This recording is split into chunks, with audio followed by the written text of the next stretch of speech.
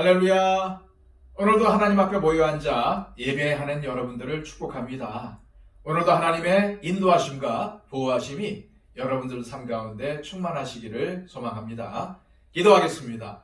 아버지 하나님, 오늘도 기쁜 잠 가운데 우리를 깨워주시고 우리가 하나님 앞에 예배케 하심을 감사드립니다.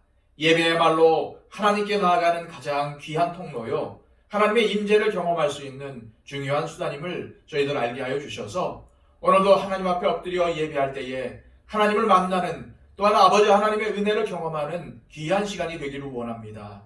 하나님, 하루의 가장 첫 시간을 주님 앞에 드리게 하심을 감사드립니다.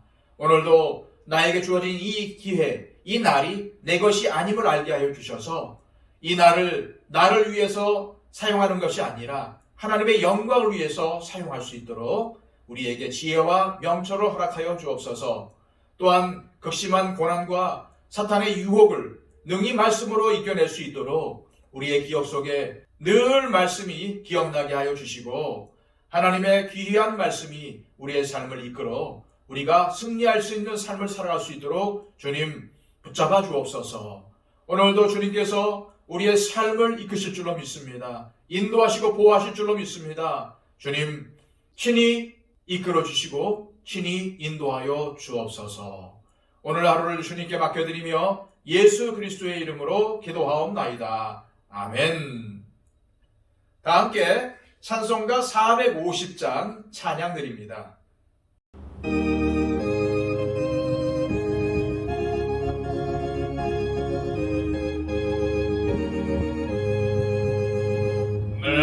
평생 소원 이것뿐 주의 일 하다가 이 세상 이별하는 날 주 앞에 가리라. 금같이 헛된 세상 일 취할 것 무엇냐. 이 수고함만 하여도 헛된 것뿐일세. 불같은 시험 많으나 겁내지 맙시다. 구주의 권능 크시니 이기고 남겠네. 금보다 귀한 믿음은 참 보배되도다. 이 진리 믿는 사람들 다 복을 받겠네. 살같이 빠른 광음을 주 위에 아끼세. 온 몸과 마음을 바치고 힘써서 일하세.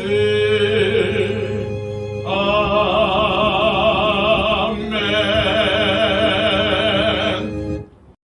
이 시간 우리에게 주시는 하나님의 말씀은 고린도후서 3장 1절에서 5절까지의 말씀입니다.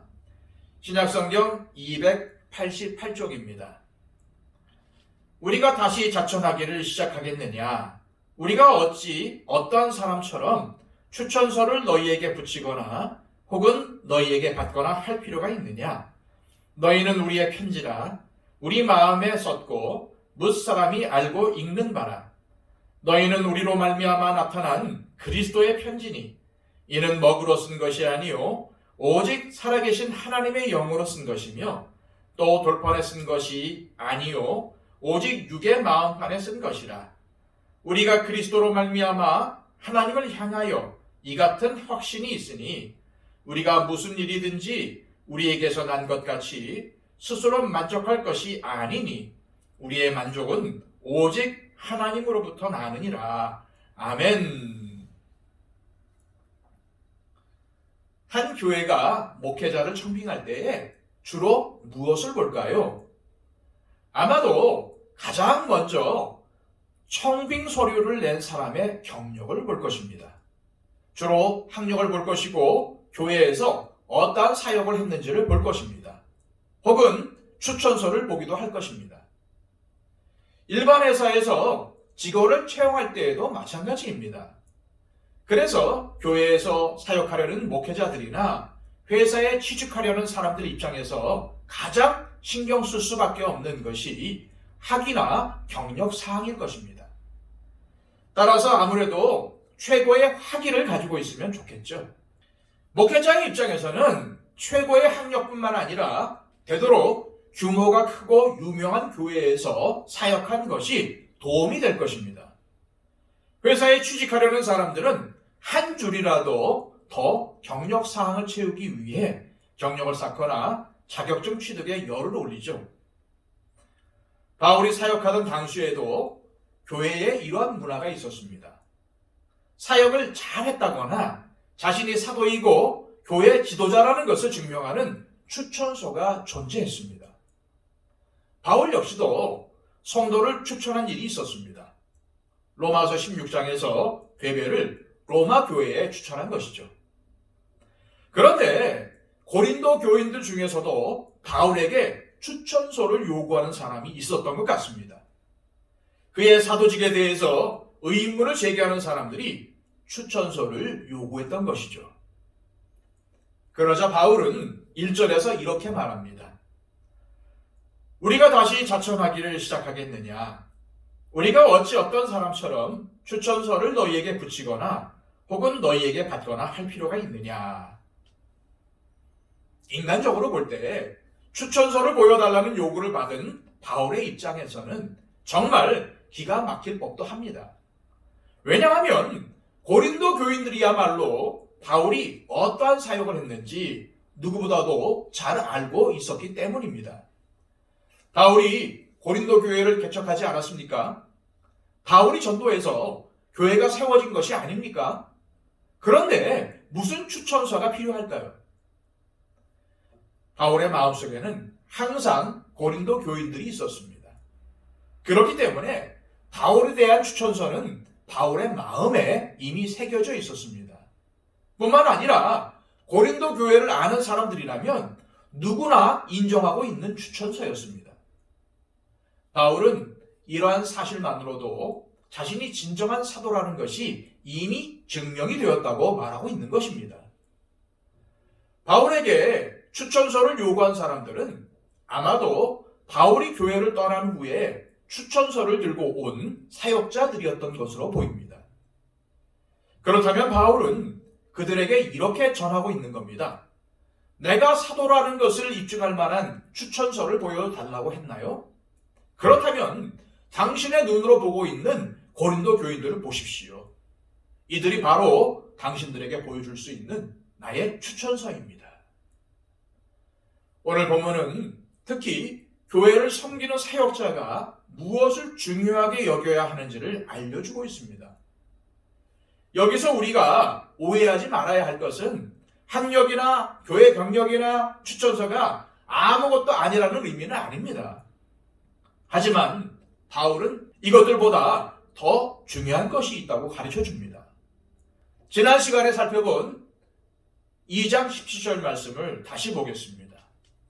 우리는 수많은 사람들처럼 하나님의 말씀을 혼잡하게 하지 아니하고 곧 순전함으로 하나님께 받은 것 같이 하나님 앞에서와 그리스도 안에서 말하노라. 여기서 수많은 사람들은 교회의 지도자가 될 자격이 없는 사람들을 가리킵니다. 특히 바울은 자신에게 추천서를 제시하라고 요구한 사람을 염두에 두었을 가능성이 큽니다. 그럼 이들의 특징이 무엇일까요? 하나님의 말씀을 혼잡하게 하는 겁니다. 여기서 혼잡하게 한다는 것은 무언가를 섞는다는 의미가 있습니다. 따라서 거짓 사도들의 특징은 말씀을 전하지 않는 것이 아니라 말씀 안에 복음이 아닌 다른 불순물을 섞어서 전한다는 의미가 강합니다. 그렇다면 그들은 왜 이러한 일을 할까요? 이기적인 목적 때문입니다. 사람들에게 언변이 뛰어나고 성경 말씀을 잘 전한다고 인정받고 싶은 욕구가 있거나 혹은 돈을 벌기 위해서였습니다. 자기의 이익을 위해서 교회를 이용하는 것이죠. 지금 우리의 상황에서는 사람들에게 인기 있는 목회자가 되기 위해서, 또한 돈을 벌기 위해서 지금 섬기는 교회를 발판 삼아서 자기의 성공을 추구하려고 그러는 것입니다. 그러다 보니 그런 사람들은 성도들의 눈치를 보게 되어 있습니다. 자신에게 손해가 된다고 생각한 일들을 굳이 하려고 하지 않습니다. 항상 자신에게 이득이 되는 쪽으로 움직이죠. 그럼 이와 반대되는 진짜 사도는 어떠한 일을 할까요? 고린도후서 2장 17절 말씀을 표준 세번역 성경에서는 이렇게 기록하고 있습니다. 우리는 저 많은 사람들처럼 하나님의 말씀을 팔아서 먹고 살아가는 장사꾼이 아닙니다. 우리는 하나님께서 보내신 일꾼답게 진실한 마음으로 일하는 사람들입니다. 우리는 하나님이 보시는 앞에서 그리스도 안에서 말하는 것입니다. 진짜 사도는 하나님이 보시는 앞에서 예수님 안에서 진실한 마음으로 교회를 섬긴다는 것입니다. 그러니 복음에 다른 것을 섞을 이유가 없습니다. 순수한 복음만을 전할 뿐이죠. 바울은 이러한 심정으로 고린도 교회를 섬겼다고 자신하는 것입니다. 또한 그는 2절 말씀에서 고린도 교인들이 바로 자신의 마음에 기록된 편지라고 했습니다. 그가 얼마나 마음을 다해서 고린도 교회를 섬겼는지를 밝히고 있는 것이죠. 그런 다음에 이런 말씀도 전합니다. 3절 말씀입니다.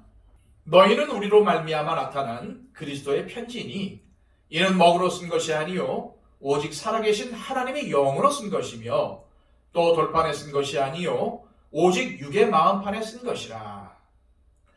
바울은 고린도 교인이 그리스도의 편지라고, 바울은 고린도 교인들이 그리스도의 편지라고 합니다. 즉 고린도 교인들은 예수님의 편지인데 그 편지는 글로 쓴 것이 아니라 성령으로 쓰인 것이라는 뜻입니다. 결국 이 편지의 진정한 저자는 누구입니까? 그렇습니다. 바로 예수님이십니다. 바울은 예수님의 지시를 따라 주어진 일을 한 것뿐입니다. 그가 자신의 추천서라고 밝힌 고린도 교회에서의 열매는 자신이 이룬 것이 아니라 예수님께서 친히 이루신 것이며 자기는 이 일을 위해서 쓰임받은 종에 불과하다는 것을 분명히 밝히고 있는 것입니다. 이것은 바울의 사도직은 사람들이 써준 추천서로 인정받는 것이 아니라 예수님께서 그를 사도로 인정하셨다는 것을 강조한 것이기도 합니다. 이처럼 그는 자신의 직분이 철저하게 주님으로부터 온 것임을 믿었습니다. 5절 말씀입니다. 우리가 무슨 일이든지 우리에게서 난 것 같이 스스로 만족할 것이 아니니 우리의 만족은 오직 하나님으로부터 나느니라. 그렇기 때문에 바울은 사람의 입맛에 맞추거나 자신의 이득을 위해서 일하지 않고 오직 주님의 영광만을 바라며 사역을 했던 것입니다. 이 시간 기도하실 때 저를 비롯한 목회자들, 또 교회에서 일하는 사역자들이 자신의 유익을 바라는 사람이 아니라 오직 하나님께 붙들린 종이 되게 해달라고 기도해 주시기를 바랍니다. 또한 우리 모두가 그리스도의 편지라는 것을 기억하며 살게 해달라고 기도하시기를 바랍니다. 나 자신이 순전한 믿음 생활을 하면 그것을 본 누군가는 하나님이 계신다는 것을 알게 될 것입니다. 또 그것을 보고 누군가는 구원의 길로 들어오게 될 것입니다. 이러한 삶을 살게 해달라고 기도하시기를 바랍니다. 또한 우리 가운데 육신의 약함을 입고 있는 분들, 육신의 질병 가운데 있는 분들을 위해서 중보해 주시기를 바랍니다. 그리고 여러 가지 어려움 가운데 있는, 고난 가운데 있는 분들을 위해서도 중보해 주십시오. 또한 기도 제목과 소망을 갖고 있는 분들을 위해서도 기도해 주시기를 바랍니다. 우리 더처치가 하나님께 쓰임받고 하나님의 마음을 시원하게 해드리는 교회가 되게 해달라고 기도해 주십시오. 그리고 사역하고 있는 사역자들을 위해서 기도해 주시고 온 세계를 다니면서 복음을 전파하는 선교사님들의 사역을 위해서 기도해 주시기를 바랍니다. 기도하겠습니다.